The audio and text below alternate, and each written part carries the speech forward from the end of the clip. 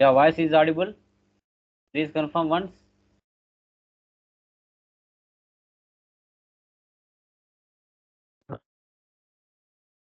Hello. మాకు వినపడుతుందా voice? Please confirm.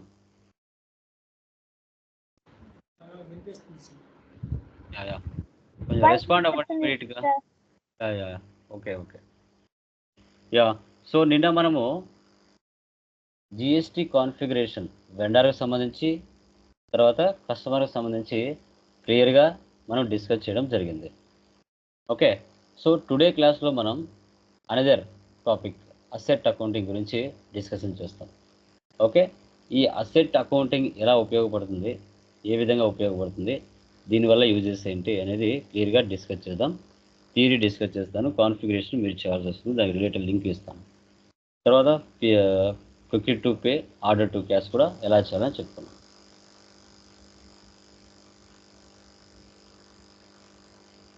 Yeah చూడండి, next asset accounting. Asset accounting అంటే ఏంటి అంటే, సో స్క్రీన్ కనబడుతుందా? పీపీటీ కన్ఫర్మ్ చేయండి. Okay, so asset accounting in the SAP system is used for managing and monitoring fixed assets in financial accounting. It serves as a subsidiary ledger to the general ledger, provide detailed information on transactions involving fixed assets. ఇప్పుడు ప్రతి కంపెనీలో, ఏ కంపెనీలో మీరు చూసుకున్నా assets అనేటివి common. ఈ assets అనేటివి లేకపోతే ఏ బిజినెస్ ముందుకు వెళ్ళలేదు.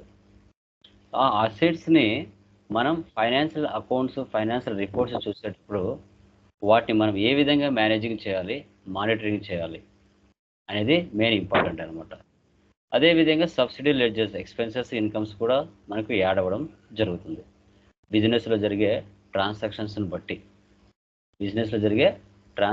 బట్టి వీటిని మనం ఎంటర్ చేయాల్సి వస్తుంది. సో ఇవి మనకు ఏ విధంగా SAPలో ఉపయోగపడతాయి అనేది మనం తెలుసుకోవాలి. ఓకే, చూడండి. సో మనకి టైప్స్ ఆఫ్ అసెట్స్ 2 రకాలు ఉంటాయండి, tangible assets, intangible assets. So tangible assets అంటే ఏంటి? We can touch and we can feel. Touch చేయగలుగుతాం, ఫీల్ చేయగలుగుతాం, వీటిని టాంజిబుల్ అసెట్స్ అంటాం. వీటిని టాంజిబుల్ అసెట్స్ అని మనం చెప్పుకుంటాం. సో దీంట్లో ఫిక్స్డ్ అసెట్స్ ఉంటాయి, కరెంట్ అసెట్స్ ఉంటాయి. ఫిక్స్డ్ అసెట్స్ అంటే ఏంటంటే మన బిజినెస్ కోసం కొని ఉపయోగించే వాటిని ఫిక్స్డ్ అసెట్స్ అని మనం చెప్పుకుంటాం. మన బిజినెస్ కోసం కొని ఉపయోగించుకునే వాటిని ఫిక్స్డ్ అసెట్స్ అని మనం చెప్పుకుంటాం. సో వాటిని బిల్డింగ్, కంప్యూటర్, మెషినరీ, ల్యాండ్, వీటన్నిటిని మనం ఫిక్స్డ్ అసెట్స్ అని మనం చెప్పుకుంటాం. వీటిని కొని మన బిజినెస్ కోసం ఉపయోగించుతాం, వీటిని ఫిక్స్డ్ అసెట్స్ అంటాం. Next current assets. Current assets అంటే ఏంటి? బిల్స్, రిసీవబుల్స్, మనకు రావాల్సిన అమౌంట్స్. తర్వాత క్యాష్, లిక్విడ్ క్యాష్ బై హ్యాండ్లో ఉంటుంది, మళ్ళీ బ్యాంకులో డిపాజిట్ చేస్తూ ఉంటాం, అవసరం ఉంటే తీసుకుంటూ ఉంటాం. షేర్స్, మార్కెట్లో పలానా కంపెనీ గురించి షేర్స్ మనం అమ్ముతూ ఉంటాం, అది కూడా ఉంటాయి. సో తర్వాత ప్రీపెయిడ్ ఎక్స్పెన్సెస్, ముందుగా పే చేయడం, ఇవన్నీ కూడా టాంజిబుల్ అసెట్స్ కిందకి వస్తాయి. ఇవన్నీ కూడా టాంజిబుల్ అసెట్స్.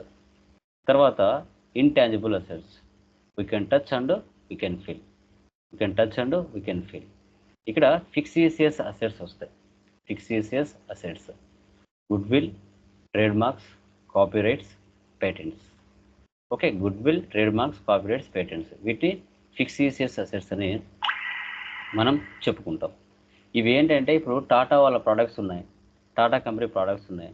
సో వాళ్ళు ఏంటి, క్వాలిటీ, క్వాంటిటీలో కూడా ఎక్కడ కూడా తగ్గరు ఆల్మోస్ట్, మీరు చూసారంటే. ఓకే, ఎందుకంటే వాళ్ళకి మార్కెట్లో అంత గుడ్ విల్ ఉంటుంది, క్వాలిటీ బాగా మెయింటైన్ చేస్తారు. ట్రేడ్ మార్క్స్, కొన్ని కంపెనీస్ లోగో చూస్తేనే ఇది పలానా కంపెనీ లోగో అని ఐడెంటిఫికేషన్ చేస్తారు, ఇది ట్రేడ్ మార్క్స్ అంటాం. Next copy rights. So copy rights అంటే ఏంటి? ఏదైనా మీకు బుక్స్ రాసినా, సినిమా స్టోరీ రాసినా, సాంగ్స్ రాసినా, పోయం రాసినా కంపల్సరీగా కాపీ రైట్స్ అనేది మ్యాండేటరీగా ఉంటాయి, వాటిని కాపీ రైట్స్ అని చెప్తాం. Next patent rights. ఇవి ఏంటి? ఏదైనా ఒక ఫార్ములా, ఇప్పుడు కరోనా వచ్చింది, కరోనాకి ఏదైనా ఫార్ములా కనిపెట్టారు అనుకోండి, సో అప్పుడు పేటెంట్ రైట్స్ ఆ దేశంలో పర్మిషన్ ఇస్తేనే ఇతర దేశాల వాళ్ళు తీసుకుంటారు, లేదంటే లేదు. వాటిని పేటెంట్ రైట్స్ అని మనం చెప్పుకుంటాం. వాటిని పేటెంట్ రైట్స్ అని మనం డిస్కస్ చేయడం జరుగుతుంది. ఓకే, వీటిని ఇంటాంజిబుల్ అసెట్స్ అని చెప్తాం. తర్వాత మనం దీంట్లో ఇంపార్టెంట్ పాయింట్స్కి వస్తే, ప్రతి కంపెనీలో కొన్ని పాలసీస్ ఉంటాయి. ఒక నెలకి 50,000 కంటే తక్కువ జరిగితే అది ఎక్స్పెండిచర్గా చూపించుకుంటారు. ఒక నెలకి 50,000 పైన జరిగినట్లయితే వాటిని క్యాపిటలైజేషన్ కింద చూపించుకుంటారు. ఇది ఇంపార్టెంట్ పాలసీ కింద మనం షో చేస్తాం. సో తర్వాత capitalization, we can show or add the asset value in balance sheet. Okay, so ఇప్పుడు ఏంటంటే అసెట్స్ అయ్యాయనుకోండి, క్యాపిటలైజేషన్ ఉందనుకోండి, అది కంపల్సరీగా బ్యాలెన్స్ షీట్లో 100% యాడ్ చేస్తారు. ఎక్స్పెండిచర్ అయితే యాడ్ చేయరు. క్యాపిటలైజేషన్లో కంపల్సరీ 50,000 దాటిందంటే ఆ రూల్స్ పరంగా బ్యాలెన్స్ షీట్లో దాన్ని యాడ్ చేయడం జరుగుతుంది. అది కూడా గమనించాలి. తర్వాత డిప్రిషియేషన్, కంప్యూటర్ ఫర్ ఎగ్జాంపుల్ 50,000 పెట్టి కంప్యూటర్ మనం పర్చేజ్ చేస్తాం. Due to wear and tear asset value.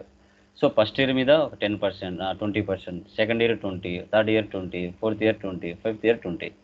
అలా ఇయర్ అసెట్ మీద డిప్రిషియేషన్ తీశారంటే దాని వాల్యూ టోటల్గా తగ్గిపోతుంది. దాని వాల్యూ టోటల్గా తగ్గిపోయి, సో దాన్ని పూర్తిగా స్క్రాప్కైనా పడేయచ్చు, లేదంటే అంత ఏదో సెకండ్ హ్యాండ్కైనా అమ్మొచ్చు. Valuation of asset, we can decrease the asset value in the balance sheet. We can decrease the asset value in the balance sheet. Balance షీట్లో నుంచి దాని యొక్క వాల్యుయేషన్ అనేది తగ్గించేస్తారు. దాని యొక్క వాల్యుయేషన్ అనేది తగ్గిస్తారన్నమాట. దీన్ని డిప్రిషియేషన్ అంటాం. తర్వాత so we can decrease the asset value year by year. మనకి 5 టైప్స్ ఉంటాయి. Straight line method, return down method, maximum amount method, multi level method, periodic control method. ఇలా 5 మెథడ్లు ఉంటాయి. ఈ 5 మెథడ్లో రియల్ టైంలో ఎక్కువ ఏమి యూజ్ చేస్తారు అనేది మనకు తెలుసుకోవాలి. రియల్ టైంలో ఏమి మనం ఎక్కువగా ఉపయోగిస్తారు అని చూసుకున్నట్లయితే, so first one straight line method,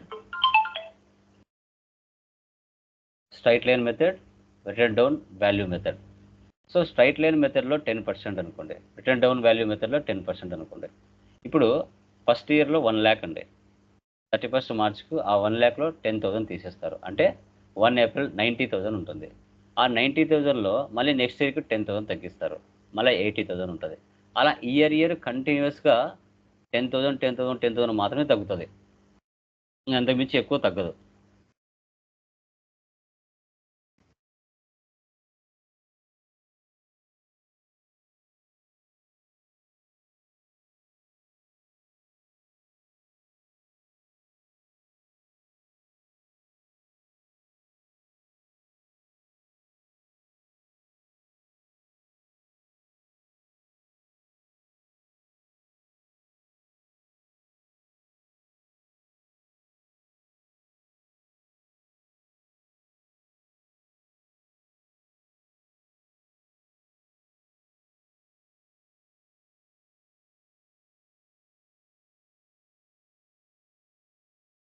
sale చేసామంటే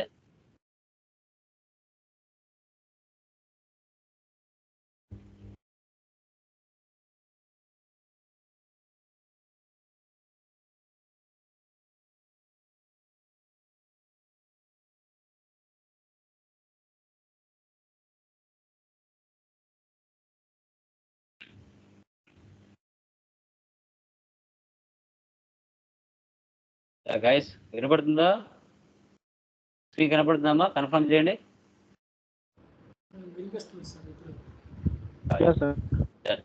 ఇక్కడ చూడండి, remove of the total asset value from balance sheet.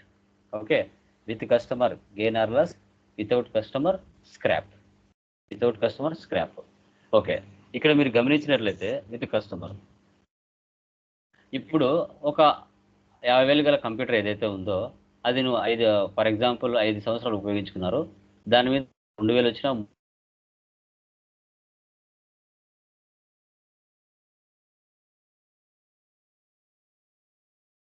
అంటే దాన్ని స్క్రాప్ అనేది పడేయడం జరుగుతుంది.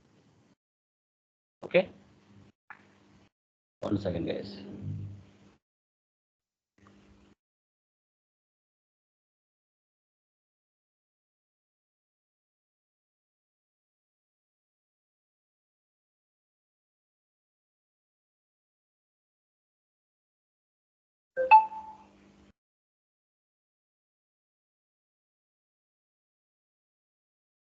1 సెకండ్. స్క్రీన్ కనబడుతుందమ్మా? స్క్రీన్ కనబడుతుంది కదా?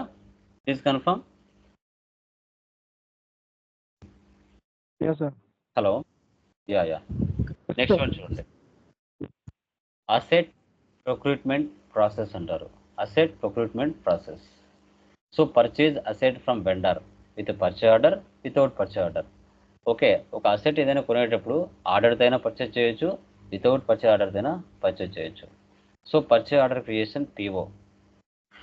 తర్వాత MIGO process, invoice creation. MIRO process, payment process అని. ఇది FI to MM integration, FI to CO ఇంటిగ్రేషన్తో ఇది ట్రాన్సాక్షన్ అనేది జరుగుతుంది. వితౌట్ పర్చేజ్ ఆర్డర్ F-90లో కూడా దీన్ని చేయగలుగుతారు, వితౌట్ పర్చేజ్ ఆర్డర్. తర్వాత అసెట్ అండర్ కన్స్ట్రక్షన్. ఓకే, ఇప్పుడు ఒక బిల్డింగ్ కడుతున్నారండి. ఒక అసెట్ బిల్డింగ్ని కడుతున్నారు. ఏయూసి సపరేట్ హెడర్, ఏయూసి సపరేట్ హెడర్ అని చెప్పొచ్చు. ఏయూసి ఫుల్లీ అసెట్ డిప్రిషియేషన్. ఇప్పుడు ఒక బిల్డింగ్ కన్స్ట్రక్షన్లో ఉందనుకోండి, ఒక బిల్డింగ్ అనేది కన్స్ట్రక్షన్లో ఉంది అనుకోండి. ఇప్పుడు అది ఫుల్లీ అసెట్గా మారలేదు. ఇప్పుడు వాటి మీద మనం డిప్రిషియేషన్ తీయచ్చా తీయకూడదా చెప్పండి? ఇంటర్వ్యూలో ఇదే క్వశ్చన్ మిమ్మల్ని అడిగారు. ఒక బిల్డింగ్ అనేది కన్స్ట్రక్షన్లో ఉంది, దాని మీద ఫుల్లీ అసెట్గా తీయచ్చా తీయకూడదా? అసెట్ ఎందుకు తీయకూడదండి? అది ఫుల్గా ఫినిష్ అవ్వలేదు కదా, మనం దాన్ని యూజ్ చేసుకోవడానికి పనికిరాదు కదా సార్. యూజ్ చేసుకున్నట్లయితే డిప్రిసియేషన్ తీయాలి. Okay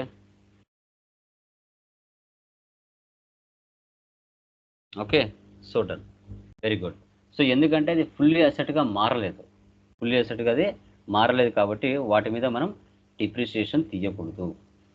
okay, so AUC asset master track exposes raw materials labour expenses.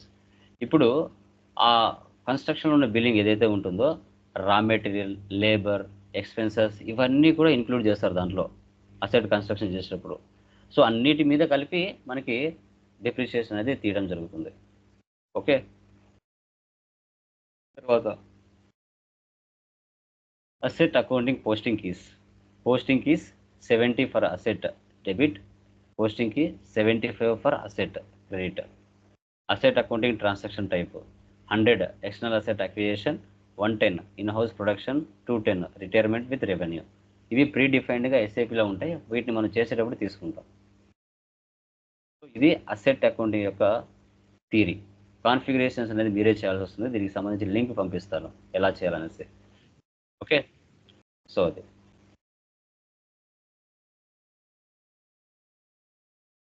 ఇప్పటి వరకు అందరు అప్డేట్లో ఉన్నారమ్మా?